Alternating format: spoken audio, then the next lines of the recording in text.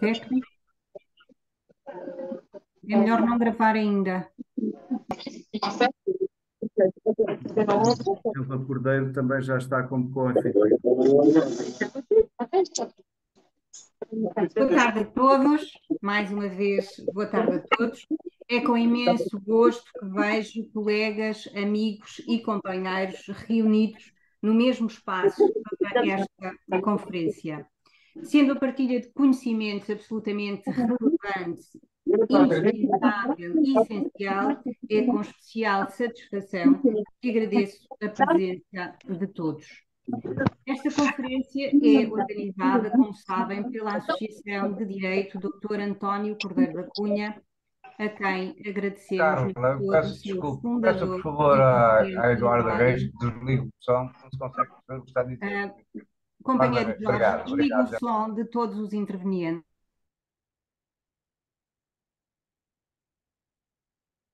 Mu? Companheiros, colegas e amigos, vamos manter os sons desligados.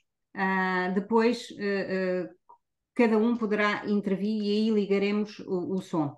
Esta conferência é, como estava a dizer, organizada pela Associação de Direito Dr. António Cordeiro da Cunha, que aqui saudamos na pessoa do seu fundador e presidente honorário, Dr. António Cordeiro da Cunha. É também organizada pelo Rotary Club de Albufeira, a quem agradecemos. Muito obrigada. Feitos os primeiros agradecimentos, vamos centrar a nossa atenção naquilo que realmente interessa. Hoje falaremos sobre alterações resultantes da proposta de lei Mais Habitação. Como orador convidado, como sabemos, temos o gosto de receber o Sr. Professor Dr. Luís Menezes Leitão. Em síntese, o nosso convidado é licenciado em Direito pela Faculdade de Direito da Universidade de Lisboa, mestre em Direito, Ciências Jurídicas pela Faculdade de Direito da Universidade de Lisboa, doutor em Direito pela Faculdade de Direito de Lisboa, agregado em Direito pela Faculdade de Direito de Lisboa.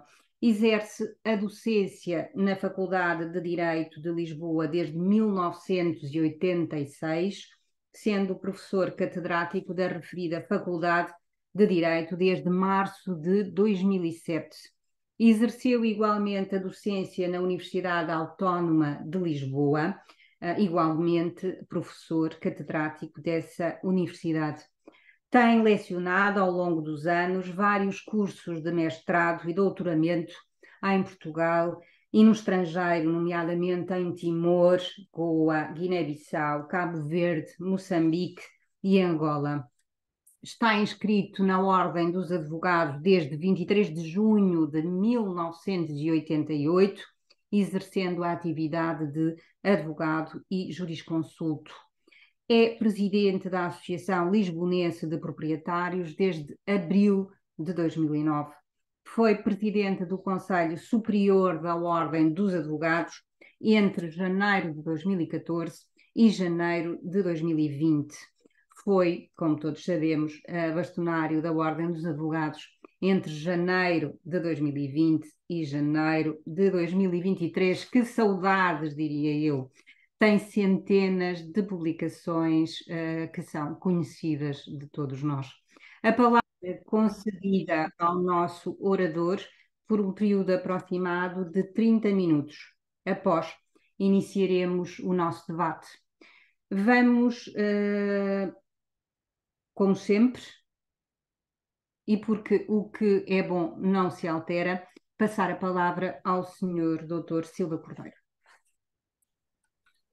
Muito obrigado, doutora Carla Subicunha. É sempre um prazer retomar estas conferências consigo e, sobretudo, sendo esta primeira conferência, enfim, com o professor Luís Menezes Leitão.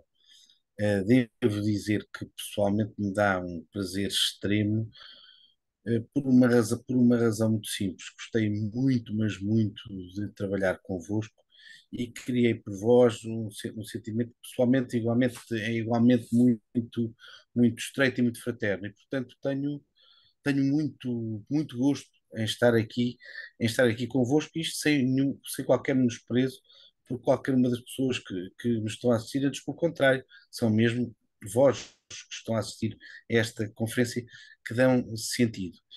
Ora bem, estamos aqui, enfim, hoje o motivo que nos traz aqui é o profundo conhecimento que o professor Menezes Leitão tem na matéria do arrendamento e aquilo que o mesmo pode antever para o processo de alteração das leis em torno da propriedade, nomeadamente da habitação, que estão neste momento a ocorrer.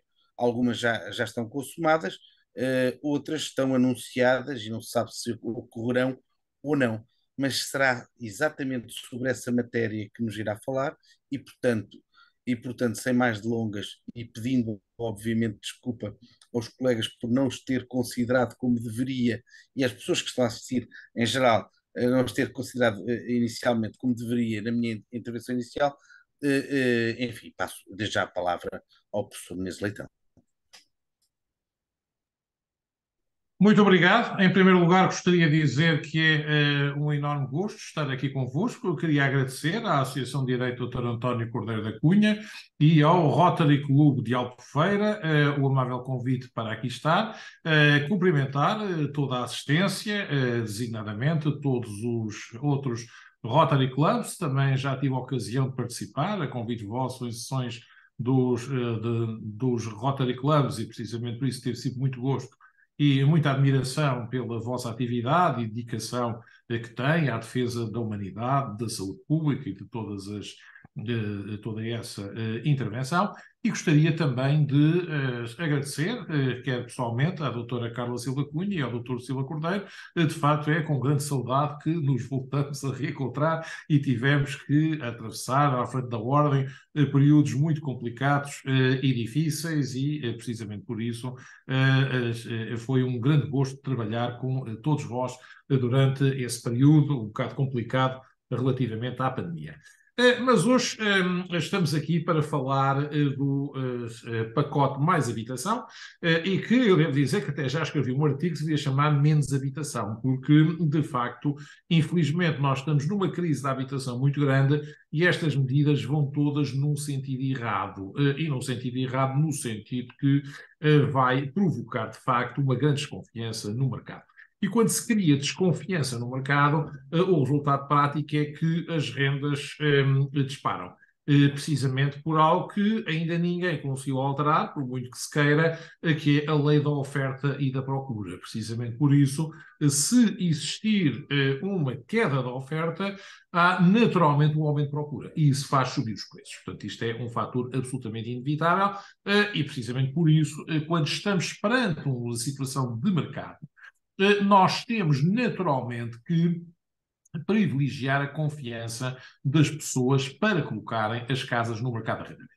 Essa confiança tem vindo a ser perdida, desde que foram adotadas medidas desde 2015, sempre no mesmo sentido de tornar muito mais penalizador para os proprietários colocar as casas no mercado de arrendamento, e o resultado foi uma grande retração, que aliás já existia em virtude de as pessoas conhecerem décadas de congelamento de rendas no âmbito do nosso país. E precisamente por isso essa situação causou uma rarefação da oferta e agora foi agravada, e devo dizer, os dados que eu tenho conhecimento que não foram publicados, mas dizem-me que desde que o anúncio do programa Mais Habitação surgiu no passado dia 16 de fevereiro, já houve subidas das rendas da ordem de 30%.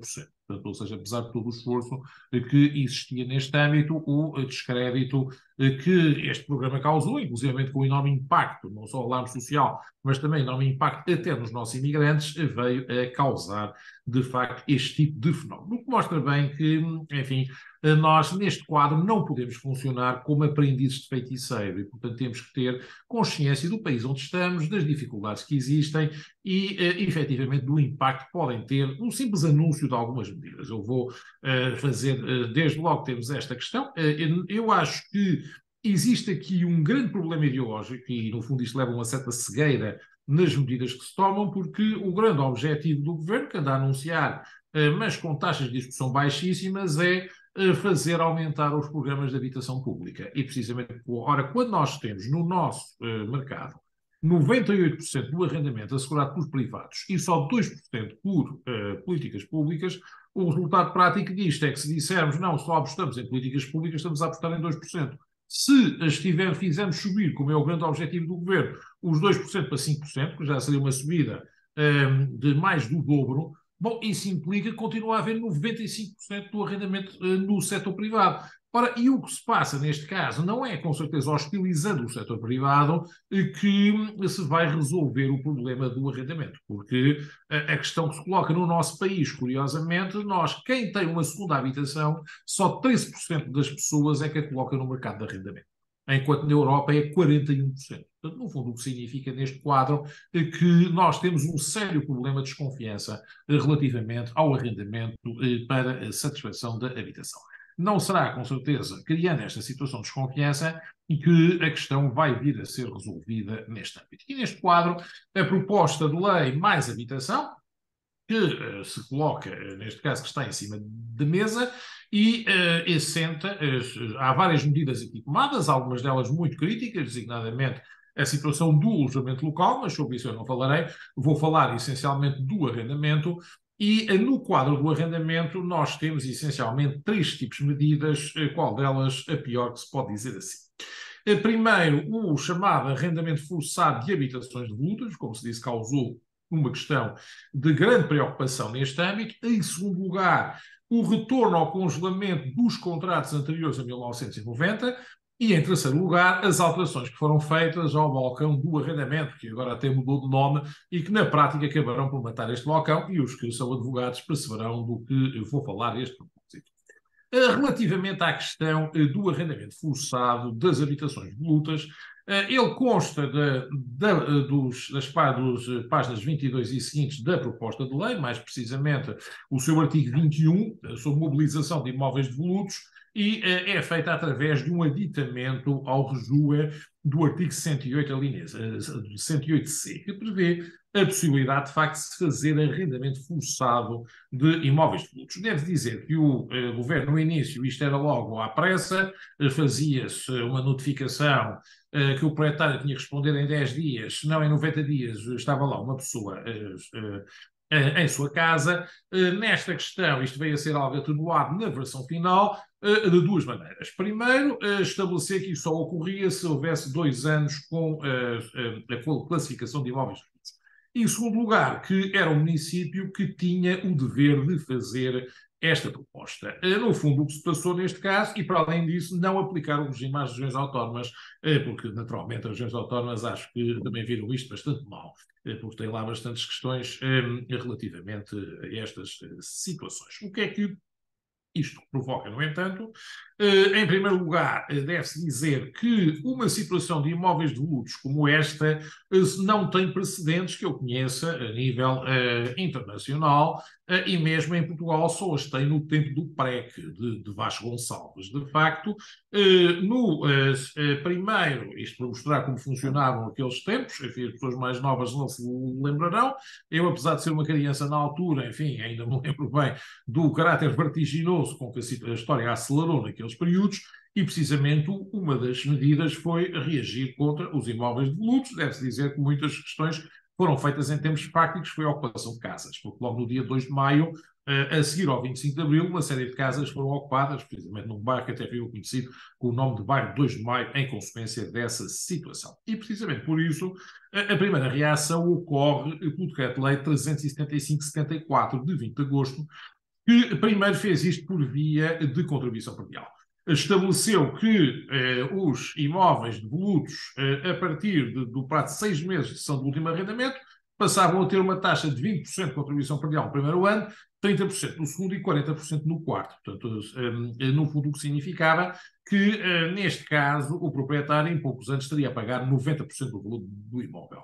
Esta medida, no entanto, demonstrando a velocidade com que aquilo funcionava, é que um mês depois, como não foi considerada suficiente, passou-se então para o arrendamento coercivo, através do Decreto-Lei 445/74, de 12 de setembro, que estabeleceu que não podia ser recusado durante mais de 120 dias o arrendamento de qualquer foco para a habitação, nos termos do artigo 5º, se estivesse destinado, havia algumas exceções, constavam do artigo 6º, a verdade é que qualquer pessoa que não, se o senhorio não celebrasse o contrato de arrendamento, qualquer interessado tinha o direito de celebrar o contrato com ele.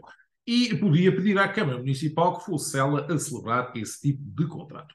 Eu devo dizer que eu encontrei muitos contratos nessas situações, coisa que ainda hoje me indigna ver como é que é possível pôr um estranho em casa e muitas vezes até no inimigos do próprio proprietário a quem a Câmara colocava, neste caso, um contrato de arrendamento para este efeito. E, portanto, colocando-se nesta situação relativamente a estes casos.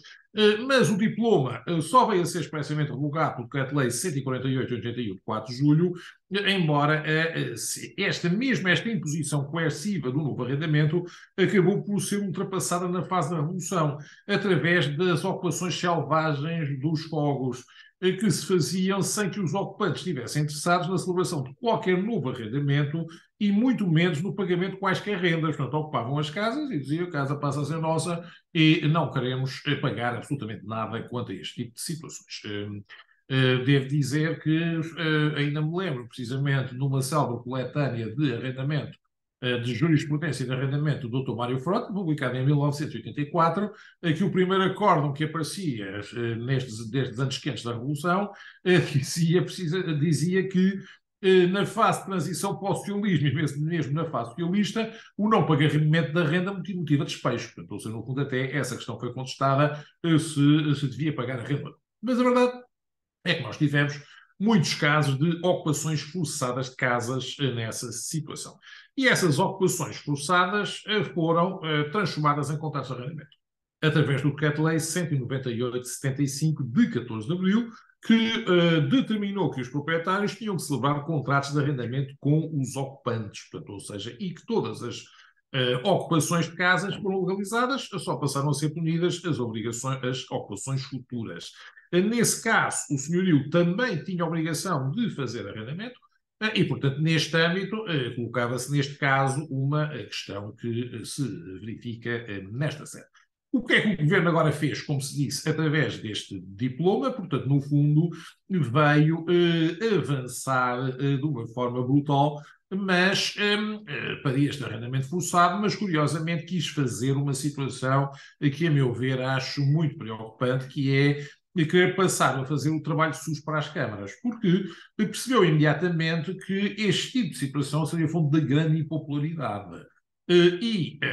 Designadamente até porque houve reações de imigrantes preocupados com as suas próprias casas, inclusivamente até devido a umas intervenções desastradas da Ministra da Habitação, que apareceu a dizer na televisão: mas se a pessoa tiver a casa guardada para a filha que vai casar, é imediatamente arrendada à força. Foi o que ela respondeu quanto a este tipo de situações. E, portanto, eu também avisei que nós já não estamos em 75, em que as pessoas, se não fizessem o que lhes mandavam pelo COPCOM, eram presas, inclusive sem culpa formada, e ficavam meses na prisão incomunicáveis. Hoje em dia ainda temos um Estado de Direito, apesar de haver umas intervenções estranhas do SIS, que agora se eu falar, a verdade é que podemos reagir em tribunal, e é isso que eu aconselho que as pessoas fizessem. Mas como o Governo percebeu que isso ia passar-se, pretendeu passar este trabalho de SUS para as câmaras, a dizer, no entanto, se as câmaras não o fizessem, perdiam o direito ao aumento da receita de IMI que resultava do imóvel estar de fundo. É uma situação que me parece, a meu ver, preocupante, mas não deixa de haver dois tipos de reação a este propósito que se coloca. As principais câmaras, deve-se dizer, e designadamente há que felicitar esta posição, quer a Câmara de Lisboa, quer a Câmara do Porto, já vieram dizer que não se iam meter nestas situações. Aliás, até a vereadora da Habitação disse o seguinte, que a Câmara de Lisboa não vai pactuar com ocupações de casas. E precisamente por isso, é evidente, qualquer pessoa percebe que um proprietário, se ter lá um estranho em casa com que ele não celebrou um contrato de arrendamento, é uma situação altamente traumática. E precisamente por isso coloca-nos um problema muito sério, a meu ver é claramente inconstitucional, uma vez que o que se passa neste caso é que, em primeiro lugar, o artigo 62, número 2 da Constituição, só admite a requisição e a expropriação por utilidade pública. E o arrendamento compulsivo só está previsto no artigo 88, número 2 da Constituição, para meios de produção e abandono injustificado, o que não é o caso de habitações devolutas. Não nos parece minimamente permitido pela Constituição uma forma de colocar esta situação, como se disse, é uma apreensão coletiva da propriedade de imóveis. E a verdade é que a regra é que as políticas públicas têm que se fazer com bens públicos, não com bens privados. E precisamente por isso não é concebível num Estado de Direito que um governo vá agarrar nos imóveis privados e dizer agora ficam todos ocupados e nós arrendamos isto a quem queremos nestas condições. Mas isto parece-me muito grave e por esse motivo, naturalmente, que colocamos estas questões neste âmbito como muito preocupantes quanto a este tipo de situação. Agora, este caso, portanto, relativamente ao arrendamento coercivo, como se disse, curiosamente, no entanto, não se pensa que ele não vai ser aplicado, porque eu já vi argumentos, designadamente defensores destas medidas, a dizer, mas vejam lá, estão a fazer um argumento ad terrorum, a criar um alarme social, que isto nunca vai ter aplicação. A verdade é que nós temos conhecimento que há muita gente interessada em fazer isso, designadamente as câmaras de maioria comunista que existem à volta da cintura de Lisboa, em que proprietários já receberam cartas a dizer, vejam lá, o seu imóvel está devoluto, coloquem no mercado, porque quando sair a lei nós vamos fazer arrendamento coercivo. Já houve pessoas que já receberam cartas dessas quando nenhuma lei está em vigor. Portanto, é preciso ter alguma cautela quanto a este tipo de situação e precisamente por isso há que ponderar muito bem o que é que se pode fazer neste caso. Esta é a primeira situação que nós estamos a verificar, como se disse.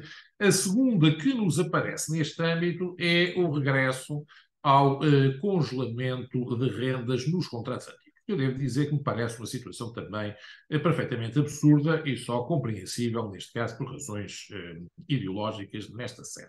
O que é que resulta neste âmbito deste regime que está previsto agora na proposta de lei, que é, neste caso, a situação que veio a ser estabelecida neste âmbito no artigo 33, precisamente chama-se proteção dos inquilinos com arrendamentos mais antigos, consta das páginas 48 e seguintes da proposta de lei 71/15 primeira, e o que veio a fazer foi que, primeiro, o que veio a ser estabelecido pelo governo, e deve-se dizer, estava bem concebido neste âmbito, em que estes contratos antigos que estão sujeitos a inquilinos com carência económica, embora deva-se dizer que carência económica, neste caso, é muito generosa, porque para efeitos de lesão dos proprietários, a carência económica ocorre até 5 salários mínimos que a pessoa ganha por mês, o salário mínimo anual por ano.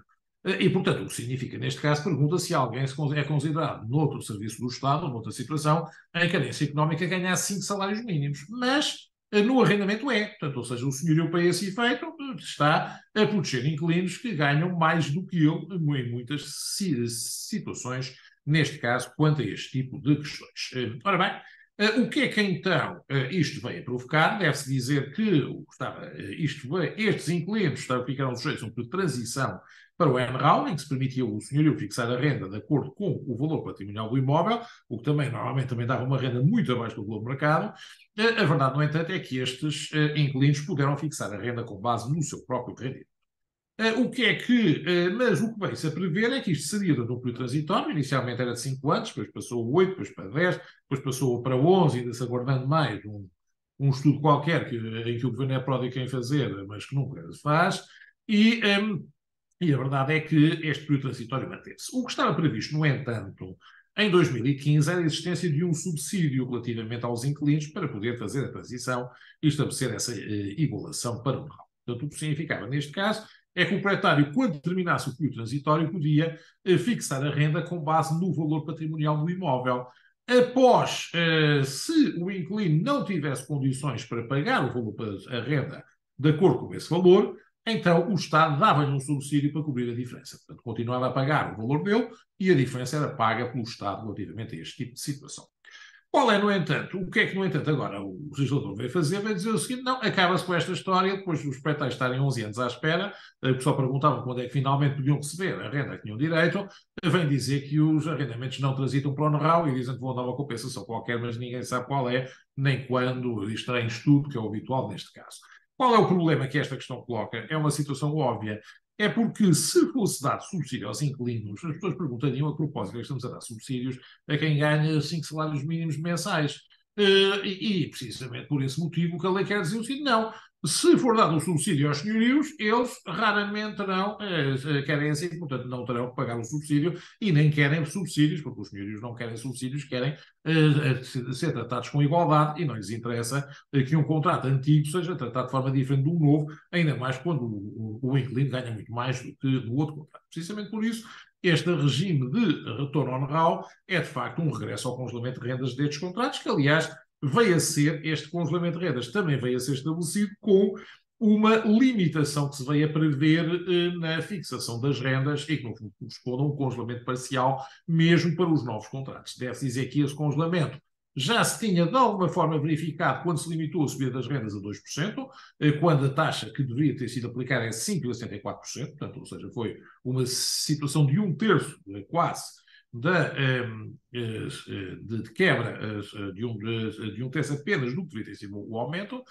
O que sucedeu, no entanto, foi que essa situação levou a que muitos proprietários acabassem até por terminar os contratos ou combinassem com os senhores de utilizações. Agora, a regra é que faz um teto para estabelecer a renda dos novos contratos, sendo que, mesmo que se façam obras, só é possível pedir a recuperação das obras em 15% em cada ano. Portanto, no fundo, o que se vai praticar aqui é, de facto, um novo congelamento de rendas, o que leva a que as pessoas não estejam interessadas em arrendar. Ninguém consegue entender que alguém diga, então vou gastar dinheiro em obras e não posso comprar um investimento. Que sentido é que isto faz? Nenhum.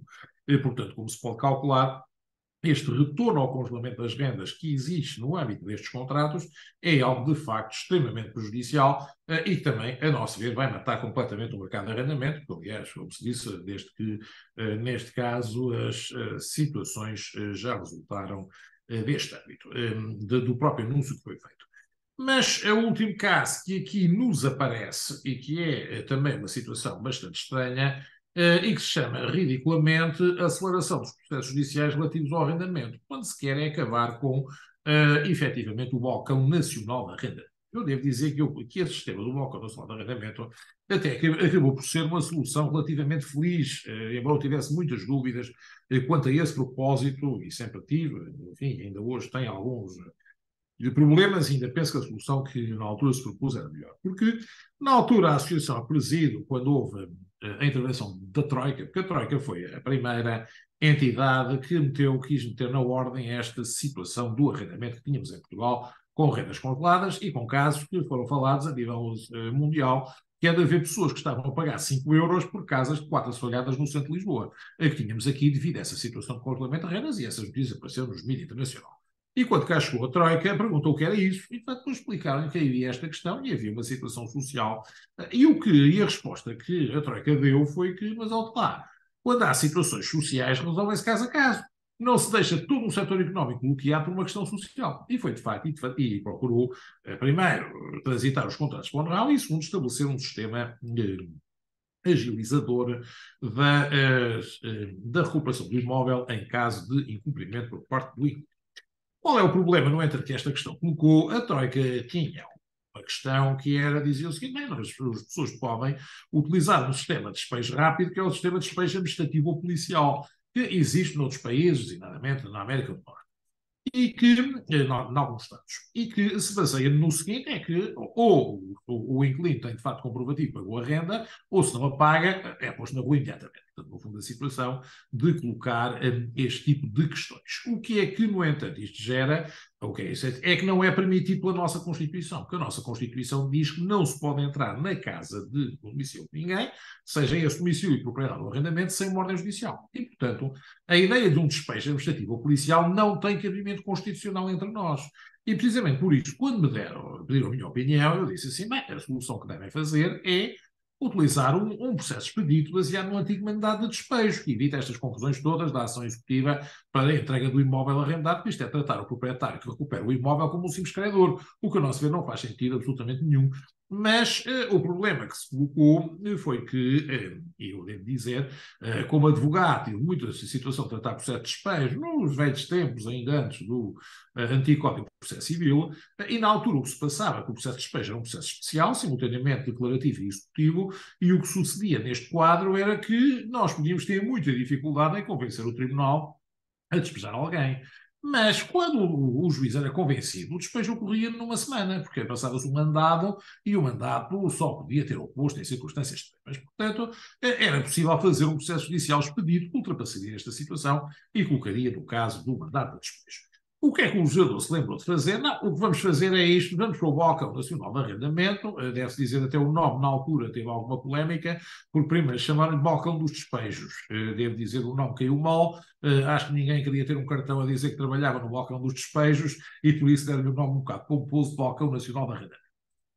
Agora acharam que o nome também não é adequado, que não dá a atenção ao arrendatário, e agora chamam-lhe balcão do arrendatário e do senhorio, como se isso colocasse ali. No entanto, é que o objetivo do balcão foi, nesta nova versão, completamente alterado. Porque a ideia do balcão era prescindir o recurso ao tribunal. No fundo, o proprietário, quando tinha motivos para terminar o contrato, ou uma denúncia, ou oposição à renovação, ou a falta de pagamento de rendas, comunicava ao balcão que havia esta situação e o inquilino, se não deduzisse a oposição, era imediatamente despejado. Portanto, ou seja, no fundo da questão, embora pudesse depois impugnar o título de desocupação do local, mas tinha uma forma de despejo que não passava pelos tribunais. Portanto, havia esse título que era emitido para este propósito. Eu devo dizer que sempre tive grandes dúvidas de que não houvesse oposição e a experiência demonstrou que quase sempre havia. Uma razão óbvia é porque a comparação era com o balcão das injunções, mas uma pessoa pode não se opor a uma injunção porque sabe que deve e, portanto, não tem fundamento de oposição.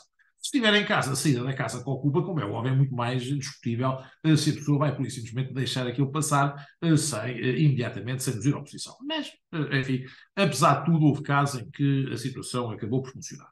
O que é que agora o legislador pretende? É que o balcão serve para remeter a tribunal. Portanto, por isso, simplesmente isto. Porque o juiz, mesmo que não haja oposição do inquilino, tem que sempre o juiz autorizar a entrada no locado, que é as alterações que agora estão a ser estabelecidas, e precisamente, ou ainda quando o balcão queira suscitar qualquer outra questão que entenda que deve ser judicial. Eu devo dizer que neste caso acabou de morrer o balcão do Redentor, porque já na versão anterior era contestável, neste momento não vejo utilidade nenhuma, porque se alguém, e desde que a jurisprudência disse, mesmo nos casos que estão previstos no balcão, é possível recorrer ao processo de despejo, então agora que sentido é que faz não irmos diretamente para o processo de despejo? Então vamos para um balcão, que o tribunal, que a pessoa que recebe o balcão tem sempre de mandar para o tribunal, mesmo que haja oposição do inquilino. Mas vale diretamente ir para o tribunal, e se não houver oposição do inquilino, o juiz decreta o despejo logo em consequência desta situação. Portanto, eu acho que neste momento, com estas alterações que foram feitas, o balcão nacional de arrendamento, agora chamado balcão do arrendatário e do senhorio, é completamente inútil. Resta-me dizer a última questão, que o Estado diz que agora o Estado também aparece aqui a dizer que vai adiantar o pagamento de 3 rendas, e curiosamente é através do IRU, que eu devo dizer, não tenho ideia que o IRU durante a pandemia tenha funcionado minimamente no pagamento dos subsídios que deveria ter pago. Portanto, neste caso aqui também não me parece estável. Mas aí dou razão ao professor Cavaco Silva. A última coisa que alguém quer no arrendamento é ter o Estado como agente imobiliário. Portanto, ou seja, deve-se dizer que nem para arrendar, para subarrendar, nem para pagar rendas, nem para fazer coisa nenhuma, as pessoas querem funcionar no setor privado e, devo dizer, a ideia de um Estado que se assume como mediador da Remax e é ele que vai arrendar, subarrendar e ainda por cima adiantar rendas, enfim, quem conhece a burocracia com que o Estado funciona deve dizer que nos parece que isto é ainda mais assustador do que alguém podia criar e, portanto, eu disse... o resultado do que foi anunciado no dia 16 de fevereiro, enfim, vai ficar para a história do arrendamento em Portugal, com as medidas disparatadas que surgiram, e estou convencido, aliás, ainda vou ter uma reunião com a Ministra da Habitação amanhã, precisamente, e vou transmitir também mais uma vez isto, mas estou convencido que este tipo de medidas é um disparate total e precisamente por isso o resultado vai ser o agravamento da situação, que já é muito grave, porque não é contra o setor privado no arrendamento que nós vamos resolver o problema da habitação em Portugal. Pelo contrário, se não acarinharmos o setor do arrendamento, só vamos agravar a situação. É isto que, enfim, eu diria. Muito obrigado pela vossa atenção e estou à vossa disposição para qualquer questão que queiram colocar. Muito obrigado. Muito obrigada, professor. Como sempre, claríssimo, objetivo, e esta última parte, então, definiu claramente aquilo que muitos de nós pensamos relativamente a esta alteração. Vamos agora abrir o debate, aproveitar a presença do senhor professor para colocar algumas questões. Podem manifestar esta intenção de colocar alguma questão através da mãozinha, que é uma das ferramentas da plataforma Zoom, ou então através de questões que possam escrever no bate-papo do Zoom também. Podem também enviar questões através da plataforma YouTube. Como sempre, o debate é conduzido pelo Sr. Dr. Silva Cordeiro, por isso vou passar-lhe de imediato a palavra. Doutor? O som? Muito obrigado. Obrigada. Devo antes de mais corrigir o meu lapso de há pouco, porque na verdade, com a minha pressa ou com a minha alegria de vos ver, esqueci-me de saudar formalmente o Rotary Club de Albufeira, Dr. Jorge Azevedo, que julgo que está em sua apresentação, e assim como esqueci-me de mencionar, e isso é um erro tão ou mais grave, a Associação de Direito do Dr. António Cordeiro da Cunha.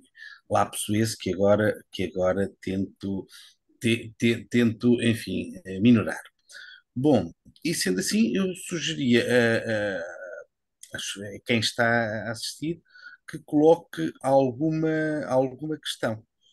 Se não derem a indicação que o pretendem fazer, eu próprio posso introduzir uma provocação ao professor Menezes Leitão, e que é, na verdade, compreendemos o mal que estas medidas do pacote mais habitação podem trazer, mas não foi expresso o modo como se poderia resolver o problema que dá origem a estas medidas do pacote mais habitação, ou seja, os preços das casas galopantes ou o seu arrendamento, as suas rendas igualmente galopantes, nomeadamente nos principais centros urbanos.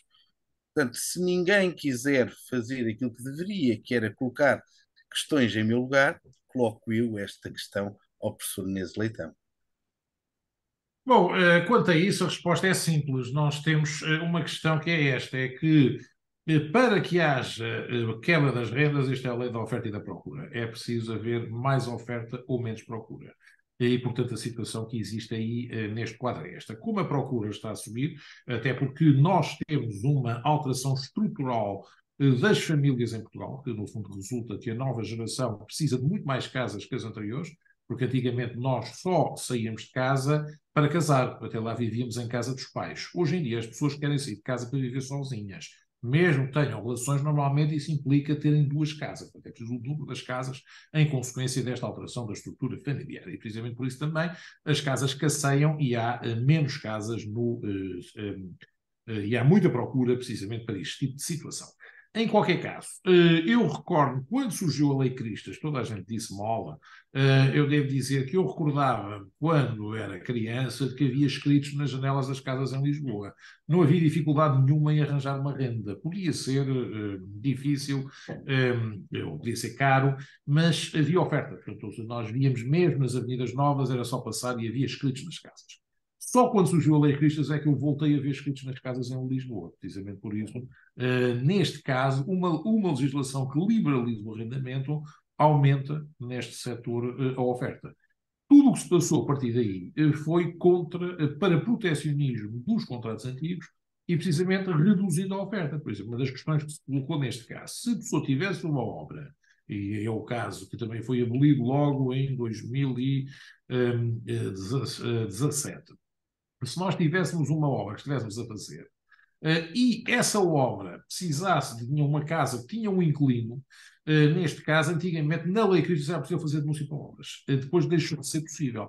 O que significava, neste caso, que era necessário, mesmo que se fizesse a obra, tinha que alojar o inquilino durante o período da obra e realojá-lo na casa reabilitada. a maior parte das pessoas não estava interessada em fazer obras sem a possibilidade de libertar os imóveis. E o resultado disto foi que, de facto, também a construção para obras se limitou.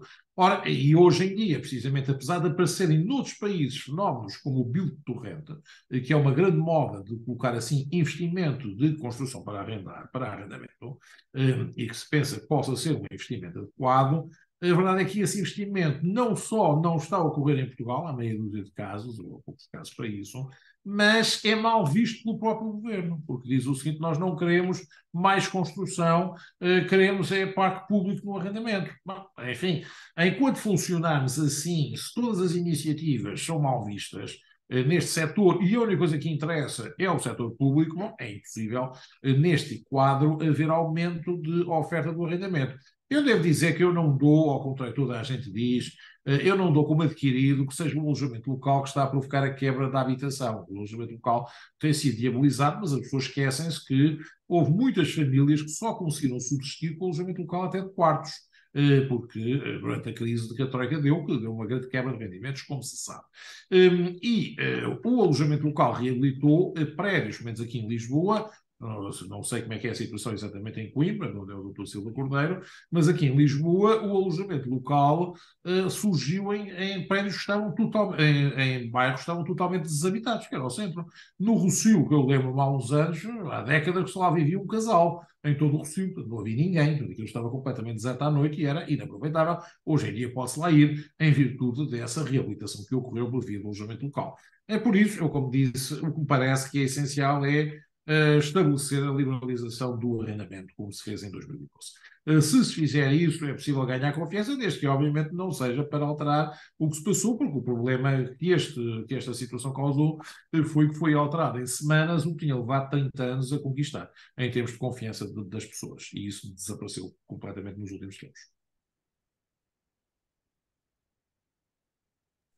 Ora bem, eu volto a fazer o convite a todos que estão a assistir para que coloquem as suas questões. De outro modo,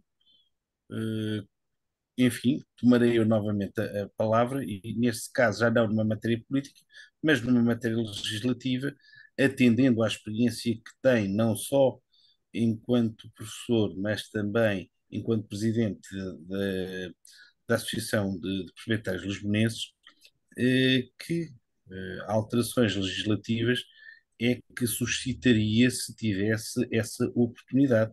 E coloco esta questão claramente porque, enfim, porque os invectivados não estão a fazer. Bom, obrigado. Eu, quanto a isto, eu devo dizer o que, a meu ver, seria necessário fazer. Em primeiro lugar, esquecer o arrendamento coercivo. Portanto, isso é algo que nos parece, e deve-se dizer, muitos setores, mesmo do próprio PS, já perceberam e disseram isso. Eu devo dizer que achei muito curioso ter visto alguém, o Dr. Miguel Prata Roca, escrever um artigo a defender totalmente a constitucionalidade do arrendamento coercivo, e depois, quando percebeu o pânico que estava a causar, já veio dizer: não, se calhar é melhor fazer isto só para as pessoas coletivas, as pessoas individuais ficam completamente traumatizadas com a ideia de porem um estranho nas suas casas, e com razão. E precisamente por isso esta situação tem que ser absolutamente esquecida, porque é a questão traumática. Por outro lado, também o grande problema que tenho, eu digo, eu não faço questão do balcão de arrendamento, nunca fiz. Agora, parece-me, de facto, como está a ser construído, é uma situação que o vai tornar completamente inútil, por isso, para isso, mais valia aboli-lo fazendo este tipo de indicação. E, por outro lado, para mim, os contratos antigos têm que transitar para o NRAU, portanto, ou seja, para o regime atual. Nós não podemos ter um arrendamento a duas velocidades, que é, no fundo, dizer uns que são antigos são protegidos por motivos de sorte e outros não são protegidos em circunstância alguma. Portanto, isto devo dizer, haver filhos e enteados relativamente a arrendatários não parece que seja uma solução adequada. A lei tem que ser igual para todos e parece-me, de facto, que isso era essencial concretizar essa solução. Portanto, é esse o aspecto que me parece importante para estabelecer uma. Portanto, como pode ver, tudo ao contrário do que está a ser feito agora. Mas, enfim, isso aí são as situações que se colocam. Sr. Professor, esgotei as minhas questões, tendo em conta que mais ninguém quer colocar, quero colocar, eu darei então como encerrado o debate, obviamente por um lado, agradecendo, enfim, as suas palavras iniciais e as posteriores, e manifestando, obviamente, mais uma vez, o meu regozijo por esta intervenção que aqui tenho convosco, e agradecendo, obviamente, ao Rotary Club de Albufeira e à Associação de Direito Dr. António Cordeiro da Cunha, também por esta oportunidade, assim como a quem quis, enfim, quis passar este bocado desta tarde de terça-feira connosco. Muito obrigado. Obrigado. Muito obrigada, Dr. Silva Cordeiro. Obrigada pela sua intervenção. Isto inicialmente é assim, até as pessoas ganharem alguma confiança, as questões vão ficando um bocadinho escondidas, mas com o tempo nós vamos quebrando o gelo e tudo melhora e os debates vão sendo mais acesos. Aliás, este é um tema que exige um debate aceso e tem vindo a acontecer. Senhor professor, doutor, muito obrigada por ter aceito o nosso convite. Um agradecimento muito especial, não só da Associação de Direito Dr. António Cordeiro da Cunha, como do Rotary Club de Albufeira. Muito obrigada por estar connosco mais uma vez. Agora sim, vamos terminar, mas antes temos necessariamente que agradecer a todos que online estiveram connosco. Um agradecimento também muito especial a quem trabalha, e quem trabalha deve ser reconhecido. Um agradecimento muito especial aos companheiros Jorge Manuel Azevedo e Ana Vieira. Outro agradecimento também devido aos associados da Associação de Direito Dr. António Cordeiro da Cunha, que obviamente agradecemos na pessoa do seu fundador e presidente honorário, Dr. António Cordeiro da Cunha, a razão de ser de tudo isto. Informo ainda que todas as conferências organizadas pela Associação e pelo Rotary Club serão disponibilizadas através do canal YouTube e da página de Facebook da Associação. Agradeço mais uma vez a presença de todos. Voltaremos a ver-nos em breve. Aguardem notícias nossas. Continuação de boa tarde. Saúde. Obrigada a todos. Obrigada. Obrigada, companheiros, obrigada, colegas, obrigada, amigos. Obrigada, senhor professor. Obrigado, meu. Obrigado. Obrigada. Jorge, vamos desligar a gravação, pode ser?